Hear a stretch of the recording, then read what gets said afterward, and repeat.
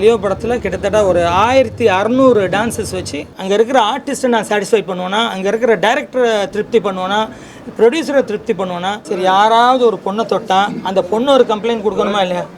கரெக்டாக இல்லையா? நல்லா பேசுகிறாங்க, ஒன்றா தான் போகிறாங்க, ஒன்றா தான் சாப்பிட்றாங்க, எல்லாம் ஒன்றா தான் போகிறாங்க. ஒரு சண்டை வந்துட்டால் எல்கேஜி பசங்க மாதிரி. லியோ படம் வந்து இவ்வளோ நான் 25 வருஷம் ஆயிடுச்சு மாஸ்டர் ஆகி. ஃபர்ஸ்ட் டைம் லியோ படத்தில் கிட்டத்தட்ட ஒரு 1600 டான்ஸஸ் வச்சு பாட்டு எடுத்துகிட்ருக்கோம். நம்ம யூனியனோட ஸ்ட்ரென்த்து 840. இதில் வெளியூர் போய் செட்டில் ஆனவங்கலாம் இருக்காங்க, கல்யாணம் ஆகி செட்டில் ஆனவங்கலாம் இருக்காங்க. ஸோ நிறைய அந்த மாதிரி வர முடியல, அவங்களாலாம் பண்ண முடியாது. செட்டில் ஆனவங்க, குழந்தை பெற்று அந்த மாதிரி செட்டில் ஆனவங்க.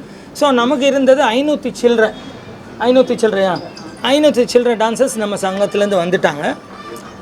ப்ளஸ் என்னென்னா இதுக்கப்புறம் என்ன பண்ணணும்னா வெளி ஆளுக்கு போய் தான் ஆகணும், வெளி மெம்பர்ஸ்க்கு போய் தான் ஆகணும், அதாவது நான் மெம்பர்ஸ்க்கு போய் தான் ஆகணும். அப்போ அந்த மாதிரி கட்டத்தில் நம்ம கேரளா யூனியன்லேருந்து, ஆந்திரா யூனியன்லேருந்து, ஹைதராபாத் யூனியன்லேருந்து, ஹைதராபாத் யூனியன், கேரளா யூனியன், இந்த மாதிரிலாம் எடுத்து கர்நாடகா யூனியன் இந்த மாதிரி எடுத்து பண்ணோம்னா அது வந்து அவங்கள வர வைக்கிறது, அவங்கள திருப்பி தங்க வைக்கிறது, இதெல்லாம் நம்ம அதிக சுமையை கொடுக்குறோம் ப்ரொடியூசர்ஸ்க்கு.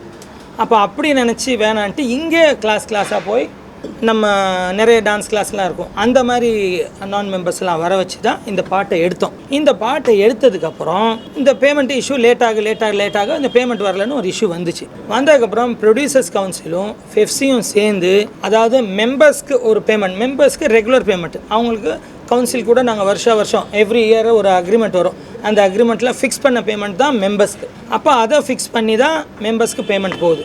மெம்பர்ஸ் பேமெண்ட் ப்ரொடியூசர் டைரெக்டாக இங்கே யூனியனுக்கு அனுப்பிச்சிடுவாங்க. எப்போவுமே எல்லா டான்ஸ் மாஸ்டரோட சாங்கும் அதாவது ஷோபி மாஸ்டராக இருக்கட்டும், கல்யாண் மாஸ்டர், எந்த மாஸ்டராக இருக்கட்டும், அவங்க பேமெண்ட் த்ரூ யூனியனுக்கு வரும். த்ரூ யூனியன்லேருந்து டைரக்ட் மெம்பர்ஸோட அக்கௌண்ட்டுக்கு போயிடும். அது ஒரு சார்ட்டு கொடுப்பாங்க, அந்த சார்ட்டில் அவங்களுக்கு லோன் இருக்கா, அவங்க ஏதாவது வாங்கியிருக்காங்களா, இல்லை அவங்க வேறு என்ன வாங்குவாங்க, லோன், எஜுகேஷன் லோனுக்கு இல்லை, சந்தா கட்டலையா, இதெல்லாம் செக் பண்ணி அதை பிடிச்சிக்கிட்டு பேலன்ஸ் அமௌண்ட் அவங்களுக்கு அக்கௌண்ட்டில் போயிடும்.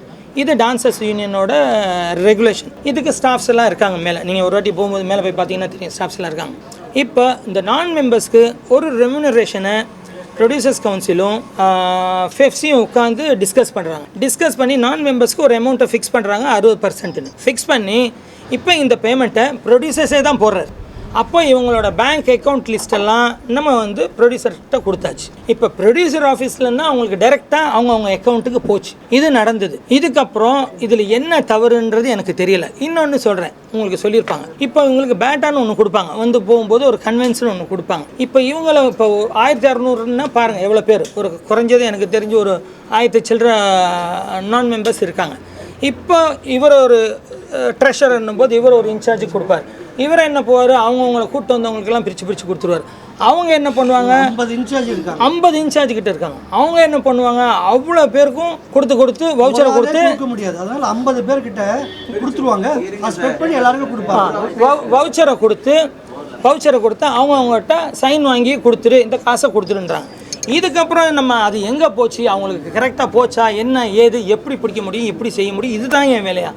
நான் பாட்டு எடுப்பேனா, அங்கே இருக்கிற ஆர்டிஸ்ட்டை நான் சாட்டிஸ்ஃபை பண்ணுவேன்னா, அங்கே இருக்கிற டைரக்டரை திருப்தி பண்ணுவேன்னா, ப்ரொடியூசரை திருப்தி பண்ணுவேன்னா, ஒரு டான்ஸ் மாஸ்டர் பாட்டு எடுக்கிறேன்னா சாதாரண விஷயம் இல்லை. நான் போய் முதல்ல ப்ரொடியூசர் திருப்தி ஆகணும், திருப்தி ஆனால் தான் எனக்கு கிடைக்கும். ரெண்டாவது கேமராமேன் திருப்தி ஆகணும், அவர் திருப்தி ஆனால் தான் கரெக்டாக ஷாட் வைப்பாங்க. மூணாவது டைரக்டரும் சாட்டிஸ்ஃபைட் ஆகணும். அவர் சாட்டிஸ்ஃபைட் ஆனால் அடுத்த படத்துக்கு எனக்கு கூப்பிடாரு, இல்லை அவரு கூப்பிட மாட்டார். இதையும் மீறி அங்கே ஆடுற ஒரு ஹீரோ திருப்தி ஆகணும். இதனாலும் அங்கே சாஃப்டாக போனால் தான் நான் நிம்மதியாக அங்கே பாட்டு எடுக்க முடியும். அதில் ஒருத்தருக்கு இதுனா கூட அங்கே நிம்மதியாக நான் பாட்டு எடுக்க முடியாது. ஸோ ஒரு டான்ஸ் மாஸ்டரோட சுச்சுவேஷன் அது. இது இல்லாமல் இவ்வளோ டான்ஸஸை ஹேண்டில் பண்ணணும், என்னோடய டான்ஸஸ் 500 பேரை. இது இல்லாமல் நான் மெம்பர்ஸை ஹேண்டில் பண்ணுறதுன்றது அன்றைக்கி நான் பட்ட கஷ்டம். நான் ஜீனை தான் சொல்லுவேன். ஜியை பார்த்தோன்னே அப்படி எல்லாம் முன்னாடி ஓடி வந்துடுவாங்க, திருப்பி முதல்லேருந்து அவங்களெல்லாம் பின்னாடி கொண்டு போய் செட் பண்ணி பண்ணுறதுக்குள்ள அவ்வளோ. ஸோ நான் இது எப்படி அதெல்லாம் நான் பார்க்க முடியும் டெய்லி. சொல்லுவேன்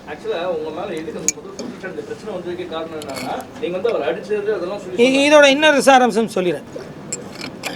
இது வந்து லியோ படம் எப்போ 2023 23லேருந்து ஒரு எலெக்ஷனுக்கும் இதை எடுத்துகிட்டு வராங்க. அதுக்கு முன்னாடியே நான் தான் ஜெயித்தேன், இதை சொல்லியும் நான் தான் ஜெயித்தேன். நடுவில் பிரச்சனை பண்ணி ஒரு வாக்கெடுப்பு எடுத்து இதே பிரச்சனை தான் ஃபெஃப்சி கொண்டு போய் ஒரு 10 மாதம் முன்னாடி இதே பிரச்சனை தான் ஃபெஃப்சிக்கு போய் அங்கேயும் பிரச்சனையாகி ஃபெஃப்சியில் என்ன சொன்னாங்க, சரி இந்த பிரச்சனையை விடுங்க, நான் பார்த்துக்கிறேன் என்கிட்ட கம்ப்ளைண்டாக எடுத்துருவாங்க, நான் பார்த்துக்கிறேன், நான் ஃபேஸ் பண்ணிக்கிறேன் சொல்லி இதோட அங்கே ஒரு வாக்கெடுப்பு எடுத்து பொதுமக்களை எல்லாத்தையும் கூப்பிட்டு அங்கே ஒரு வாக்கெடுப்பு எடுத்து அங்கேயும் நான் தான் ஜெயிச்சு வந்தேன். ஸோ அவரும் சொல்லிட்டாங்க இதெல்லாம் நாங்கள் பார்த்துக்குறோம், நீங்கள் ஒழுங்காக நிர்வாகத்தை நடத்துங்கன்னு. திருப்பியும் இந்த எலெக்ஷன் வரும்போது இதுதான் வருது. அந்த நம்பர் மாறி மேலே பாலியல் குற்றச்சாட்டு வழக்கு ஆமாம் மேலே இது வரைக்கும் நடவடிக்கை எடுக்கணும்னு ஒரு குற்றச்சாட்டு இருக்குது, அதுக்கு என்ன பதில் சொல்ல போகிறீங்க? அவங்க குற்றச்சாட்டு எப்படி சார் வச்சாங்க? அதை எனக்கு தெரியும். குற்றச்சாட்டு எப்படி வச்சாங்க? ஒரு கம்ப்ளைண்டாக கொடுக்கணும்ல. சரி, யாராவது ஒரு பொண்ணை தொட்டா அந்த பொண்ணு ஒரு கம்ப்ளைண்ட் கொடுக்கணுமா இல்லையா? கரெக்டா இல்லையா? இப்போ ஒரு பொண்ணு, அதாவது மாறி என்ன அவர் மேலே ஒரு குற்றச்சாட்டு இருக்குது, அதுவும் பாலியல் குற்றச்சாட்டுன்னு சொல்கிறாங்க. இப்போ நான் அதுக்கு பதில் கேட்குறேன். அவர் மேலே குற்றச்சாட்டு இருக்குன்னு ஒரு வாய்ஸ் நோட்டை வச்சு சொல்கிறாங்க. ஒரு கம்ப்ளைண்டாக ஏன் இல்லை? இது நான் தலைவராக இருக்கும்போது தான் வந்துச்சு. அதே அங்கே இருக்கிற இப்போ என் கூட இருந்த செக்ரட்டரி தான் அங்கே இருக்கார். இது சினிமாவில் சகஜம், மொத்தமாகவே சகஜம்தான். இங்கே இருப்பாங்க, திடீர்னு நாளைக்கு அங்கே இருப்பாங்க, அது தெரியல.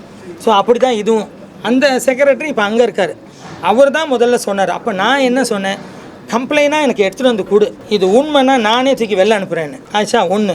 இப்போது இன்னொரு கூட நேற்று சொல்கிறாங்க, யாராவது ஒருத்தரை எனக்கு வந்து கம்ப்ளைண்ட் கொடுக்க சொல்லுங்கள், சங்கத்தில் வந்து ஒரு கம்ப்ளைண்ட் கொடுக்க சொல்லுங்கள், இல்லாத போதாவது வந்து ஒரு லெட்டரையாவது போட்டு போக சொல்லுங்கள், யாருன்னு அவங்கள வந்து நேரில் வந்து சொல்ல சொல்லுங்கள்.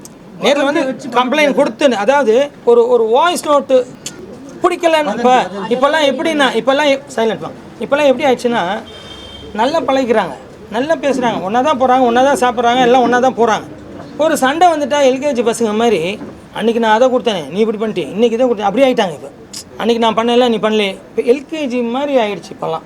ஏன்னா அந்தளவுக்கு எல்லோரும் ஒரு இதுவாக இருக்காங்க, என்ன சொல்கிறதுன்னு எனக்கு புரியல. அப்போது நான் என்ன சொல்கிறேன், ஒரு கம்ப்ளைண்டாக கொடுங்க, ஆக்ஷன் எடுக்கலான்னு கேளுங்க. இப்போது இதுக்கு முன்னாடி நான் ஒரு விஷயம் சொன்னேன், இந்த லியோ மேட்டரை வச்சு தான் இவங்க என்ன பண்ணிக்கிட்டே இருக்காங்க அப்படி சொல்லியே 3 வாட்டி நானே தான் ஜெயிச்சு வந்தேன்னு சொன்னேன். இதே இடத்துல இந்த பிரச்சனையும் வந்துச்சு. இதே 2 பிரச்சனை தான். இதை நீங்கள் கேட்கும்போது சொல்லலான்னு தான் வச்சேன், அதை மட்டும் சொல்லிவிட்டு. அதே ஃபெஃப்சியில் அதே செல்வமணி சார் தலைமையில் இதே டீமு இதே ஆளுங்க இவங்களே தான் வச்சு இதையும் கொண்டு வந்தாங்க. அப்போ அவர் கேட்டது என்னென்னா, இதோட ஆதாரம் இருந்தால் எடுத்துகிட்டு வா. யார் சொல்கிறாரு? செல்வமணி அண்ணன் சொல்கிறார். ஆதாரம் இருந்தால் எனக்கு கொடு, அவனை தூக்கி போடுறேன். ஆதாரம் இல்லை, பொய் ஆதாரமாக உன்னை தூக்கி போடுவேன் அப்படின்ட்டு அவர் சொல்லி தான் அனுப்பிச்சார். யார்? செல்வமணி சார். இதுதான் நடந்தது.